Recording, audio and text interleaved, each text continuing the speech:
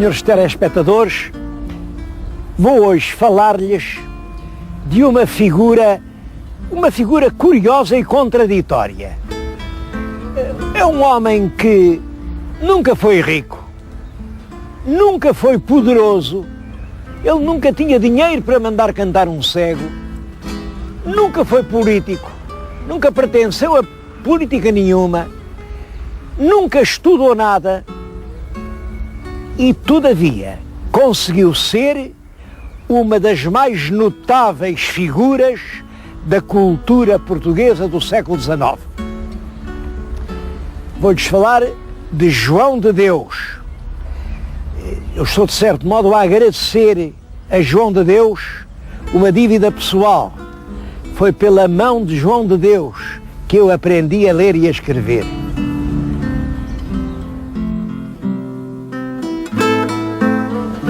O nome completo era João de Deus Ramos. Bom, mas Ramos há muitos e Deus há só um. Por isso ele resolveu cortar os ramos e assinava só João de Deus. É o seu nome literário e foi assim que ele entrou na história. Nasceu no Algarve, em São Bartolomeu de Messines, filho de uma família modesta, mas remediada. O pai tinha uma loja de comércio, andou por lá até aos 18 anos, não há notícia nenhuma, não deu nas vistas, até que, dos 18 para os 19, resolve ir para Coimbra para se matricular em Direito. E foi em 1849, sai do seu Algarve pela primeira vez, vai até Coimbra, matricula-se e começa os estudos de Direito. Simplesmente ele não estudava realmente nada, não gostava de estudar, não. Tinha uma guitarra, andava sempre com ela, dava grandes passeios à volta da cidade, com uma volta de amigos, e fazia muitos versos. Ele tinha o condão de improvisar, com aquelas toadas de Coimbra, improvisava canções muito simples, cheias de ternura.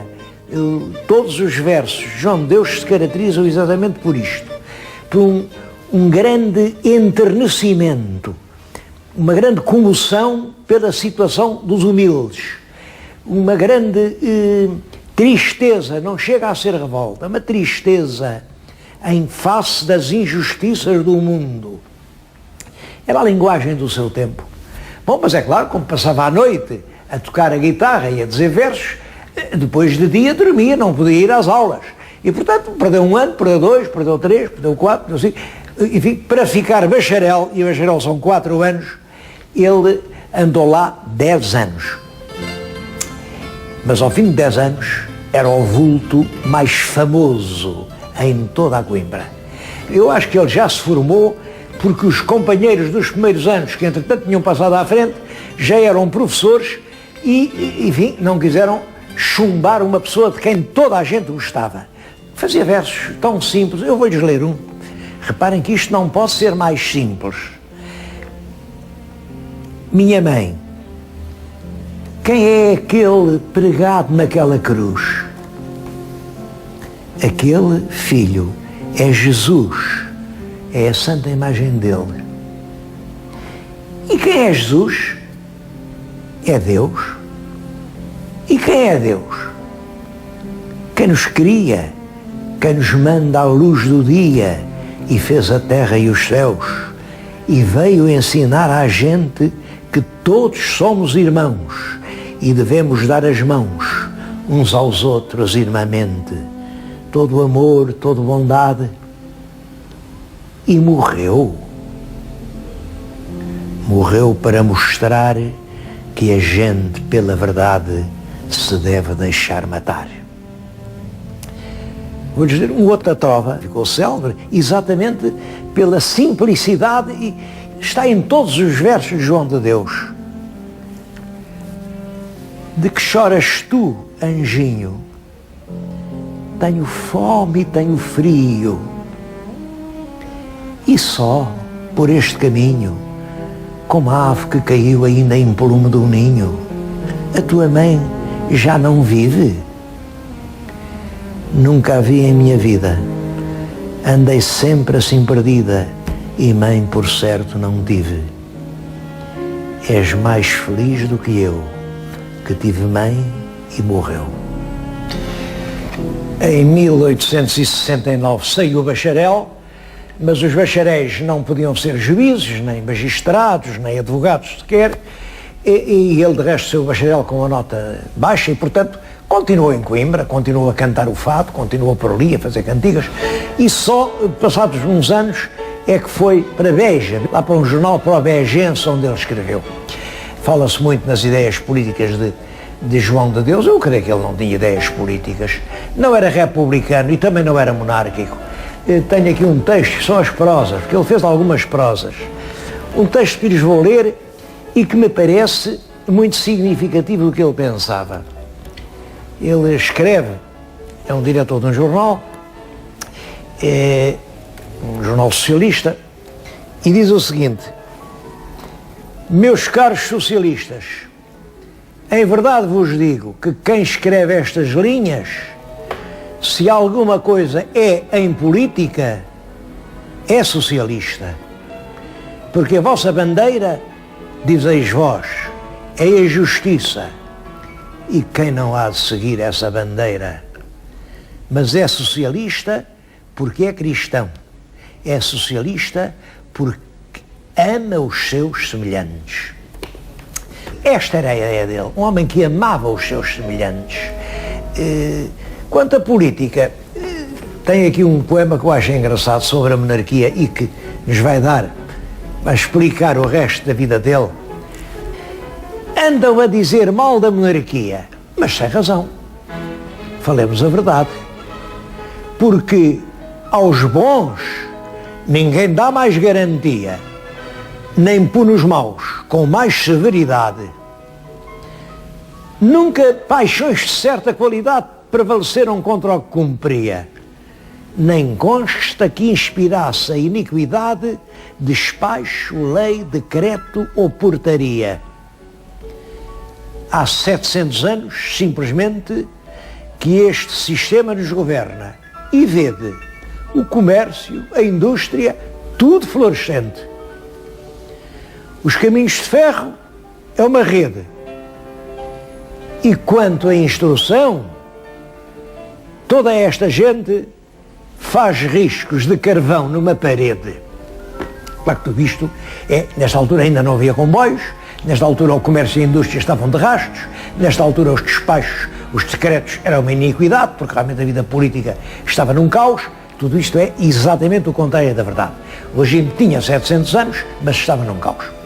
Outros poemas que ele tem aqui um em que ele fala do Parlamento e diz que um padre, um velho padre, que era o prior de Santa Iria, veio um dia a Lisboa, que ele não conhecia, e andava acompanhado por um cicerone, que era o Canongia.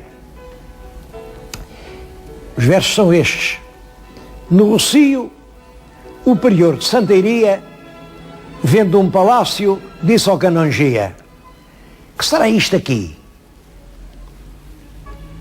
O Dona Maria, onde se representam as tragédias. Vai correndo a cidade e sempre atento, pergunta noutro sítio: e isto é convento? Não, isto é o Teatro de São Bento, onde se representam as comédias. Bom, o Parlamento já estava instalado em São Bento e ele entendia que a vida dos deputados era uma comédia.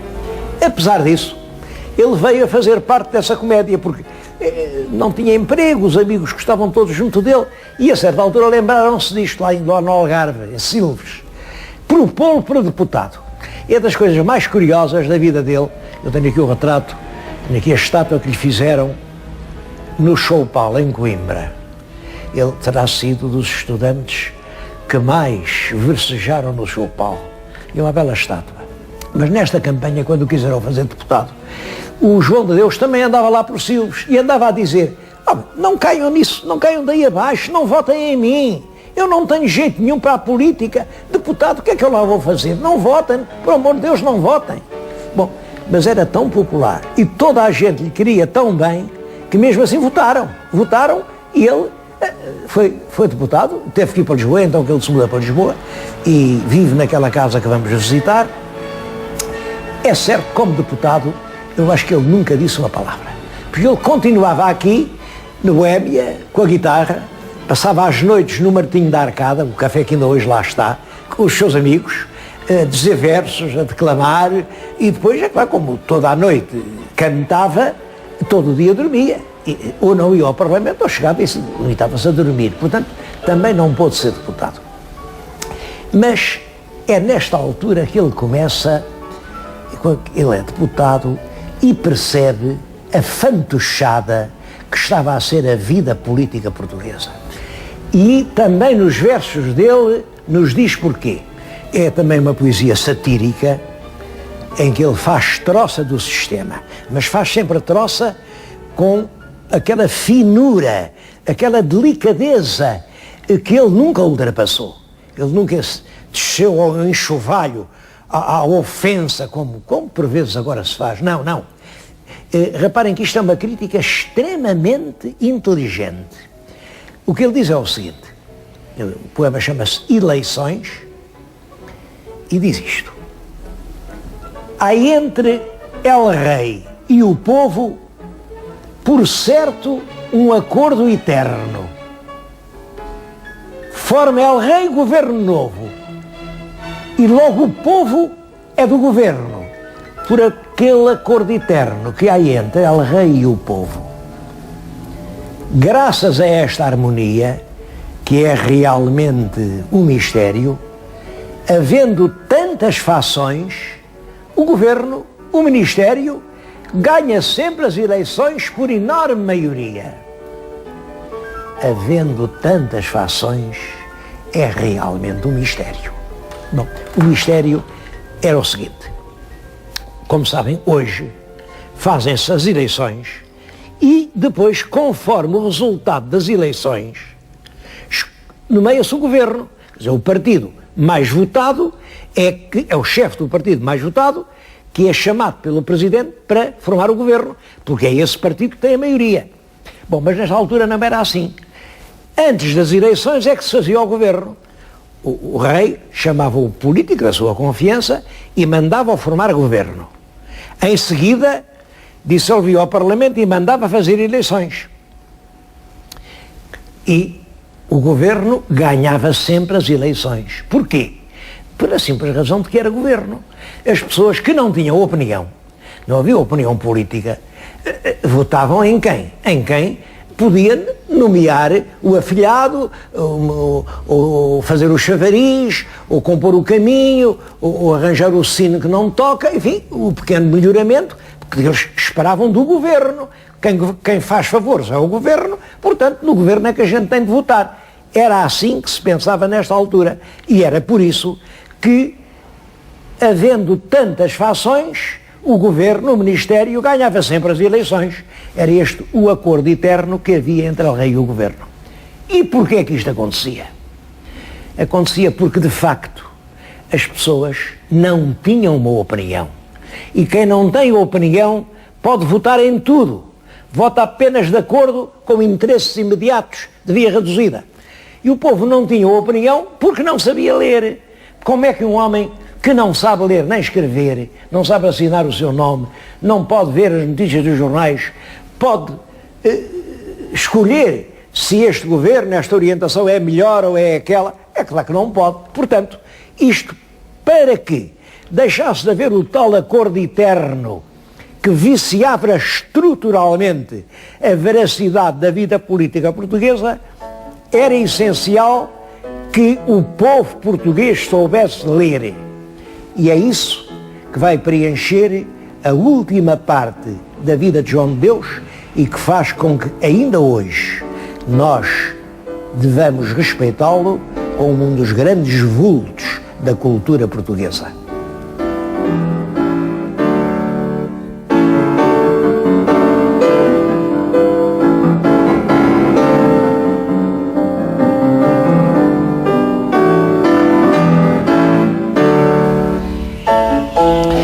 Claro que toda a gente sabia que as pessoas ganham muito em saber ler. Apesar disso, nada se fazia para pôr os portugueses a ler. Quando vem o liberalismo, há em Portugal mais de 80% de analfabetos. Passam perto de 100 anos e quando vem a República, há em Portugal 75% de analfabetos. Quer dizer, este problema do analfabetismo parecia que não se podia resolver. Bom, e havia boas razões para o não resolver. É que um homem, quando aprende a ler e a escrever, já não pega na enxada. E quando não houver homens para pegar na enxada, quem é que vai cavar os campos? E uma rapariga, se souber escrever, até pode escrever cartas ao namorado. Vejam lá para onde é que vai a inocência das nossas raparigas. Por isso, havia uma espécie de cumplicidade. E toda a gente falava muito, é preciso ler e tal, não sei o quê, mas escolas não se faziam. A primeira pessoa a mandar fazer edifícios para escolas é um antigo imigrante, o Conde Ferreira, que faz as escolas de Conde Ferreira, os primeiros edifícios escolares portugueses. Professores também não havia, e realmente o ensino não andava. Havia tentativas, houve vários métodos, o Castilho tem um método, e é isso que leva João de Deus a pensar, é preciso pôr este povo a ler e a escrever. Mas como? Para ensinar é preciso haver professores. Ora, nós não tínhamos professores. O grande problema era este. Ninguém pode ensinar se não tiver mestres. E eu acho que o relâmpago genial de João de Deus é quando pensa, realmente este país não tem mestres, este país não tem dinheiro, este país não tem livro, este país não tem escolas, mas este país, como todos os países, tem mães. E as mães amam os filhos. E se eu arranjar um método tão simples, que qualquer mãe possa entender, e então que ele faz a famosa cartilha maternal. Tenho aqui uma das primeiras edições da cartilha maternal, cá está, o desenho é exatamente este. A mãe tem o filho junto dela e está-lhe a ensinar o quê? Isto é um desenho do António Carneiro, está ali o original. Está-lhe a ensinar a dizer A, E, I, O, U. Ai, ui, eu ia. Aquela era a segunda lição, dava-se no dia seguinte. Lembro muito bem de ter aprendido por este livro. Eu e todos os meus irmãos fomos ensinados realmente pela nossa mãe, por esta cartilha, e aprendemos bem a ler sem soletrar. Hoje folheio-a religiosamente. E milhares de portugueses, ensinados pelas suas mães, puderam finalmente aprender a ler. A cartilha maternal, encontrando os professores próprios, que eram as mães carinhosas, pôde finalmente vencer esse muro de atraso que era o analfabetismo nacional. Como sabem, ainda hoje há resquícios de analfabetismo. Há uma pequena parcela, mas ainda pesada, uns 15% de analfabetos, porque é claro, há as perdas, todos os anos se perdem uns garotos, porque a família muda, porque a professora adoece, porque o rapaz desistiu, mas enfim, já não é nada a comparar com aqueles números terríveis que nós tínhamos no princípio do século XX. A primeira edição da cartilha maternal saiu em 1876 e teve realmente um êxito fulgurante. Venderam-se dezenas e dezenas de milhares de cartilhas e João de Deus pôde mudar completamente a sua vida. Ele, entretanto, tinha casado com uma senhora, filha de um italiano, que era o organista, o homem que tocava o órgão na sede de Lisboa. E ela, a Guilhermina Batalha, era o nome dela, também gostava muito de tocar órgão. Uma das últimas prendas que João de Deus lhe deu foi este órgão. Ele foi premiado na Exposição de Filadélfia em 1875, portanto, é realmente já um órgão moderno. ela também era organista, e ele nesta casa fez de facto já um pequeno museu. Ele comprou tapetes persas ainda da fábrica do sultão, encheu as paredes de quadros comprados nos antiquários de Lisboa ou de esculturas. Sobre a mesa tinha um álbum com as pessoas de quem ele mais gostava, e tem ali muita importância, toda a família real, toda ali está representada. A partir realmente desse momento, João de Deus é uma glória nacional. As edições da cartilha sucedem-se. Todos os anos, novas edições. É que agora as professoras são as mães e as escolas são os próprios regaços maternais. O país apercebeu-se de quanto isto significava. O país mudou. João de Deus começava a envelhecer, estava com 65 anos, ele ia fazer anos no dia 8 de março, e então toda a juventude de Coimbra, mas atrás de Coimbra, toda a gente do Porto, toda a gente de Lisboa, reúne-se numa imensa manifestação nacional. Ele já vivia aqui, assistiu à manifestação desta janela, todo o Largo da Estrela estava coalhado de gente, eram milhares e milhares, sobretudo gente jovem. E a essa altura viu-se e todo o mundo se comoveu. Um estudante de capa e batina que se destaca da multidão, põe a sua capa no chão e diz para esta janela: em nome de todo o povo, beijo a mão do maior dos poetas e invoco, nesta hora, o nome de todas as mães para beijar a mão daquele que as fez ensinar a ler aos seus próprios filhos. Quem dizia isto era um estudante já então famoso, o famoso Hilário. Vocês sabem, quando Hilário cantava alta noite no choupal, toda a tricana escutava a sua voz de cristal. Era ele que dizia isto. E espera-se que o grande poeta de agora responda ao grande fadista de Coimbra. E à janela, o velho João de Deus tem o que talvez tenha sido o seu último improviso. Ele agradeceu as palavras do Hilário desta maneira: estas honras, este culto, bem se podiam prestar a homem de maior vulto, mas a mim, poeta inculto, espontâneo e popular, é de veras singular. Na mesma tarde, vem os esquadrões da Cavalaria da Guarda, vem o rei com toda a sua honra e toda a sua glória, sobe as escadas desta casa e aqui, nesta sala, põe ao peito de João de Deus as insígnias da Gran Cruz da Ordem de Santiago da Espada. Era um tempo em que os serviços prestados à cultura ainda valiam condecorações.